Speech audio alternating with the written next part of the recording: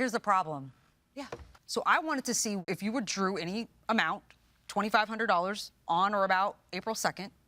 You can't do that. So how did I repair my car? We don't have any proof of denying a claim from his insurance. We don't have that either. His insurance agreed to repair it, and I just decided not to? No, I didn't say that they agreed. I'm saying we have no proof that they denied. Why didn't you get that in writing? Why would They I usually go do through send that. all this? I know, but you have the burden of proof. Do you understand what we're up against here? Yeah, so then I contacted my insurance, and this is what they provided me, that the insurance was denied. There was Geico denied coverage on my side, and I only did that after I got denied being able to file with his insurance. I mean, we went through all those steps. I mean, I'm not a lawyer to know. They would usually inform you in writing that he was not covered. They would do that. Now, we don't have that.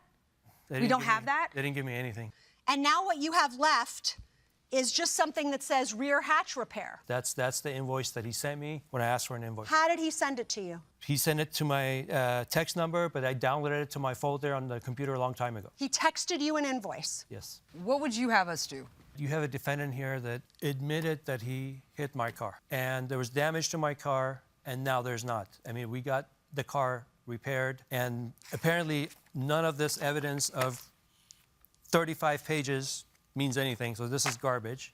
So but the car was fixed, and he had hit it, and I've paid out of pocket. I think we all agree he admitted to hitting your car. We know that, but you're not proving the damage amount because you gave us an invoice that just says paid $2,500. I provided photos of where it was being repaired. It was under a tarp on a dirt road. Where did you find this guy?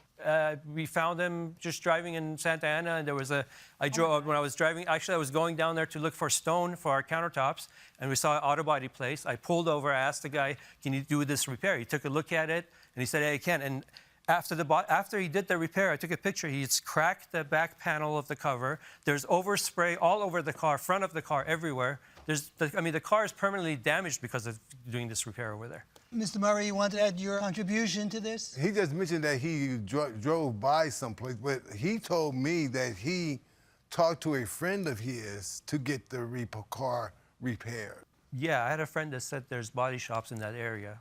All right. The parties are excused while we deliberate in this matter. Thank you both very much. Thank you. This courtroom is now in recess. We'll have you wait outside the doors. I'm not exactly clear about what's going on here. The defendant is just extremely trusting. I mean, he said it in the text. I have no reason to believe that you'd deceive me on, the estimate amount. He gave up the chase right away. I mean, but didn't even check with his own insurance? Because wouldn't you think, no, I'm covered, right? I don't know if it was because his daughter handled the insurance. I don't know, but it seems as though he's covered, but was still willing to pay out of pocket. Listen, I put people in jail for life, so I can call a murderer a murderer.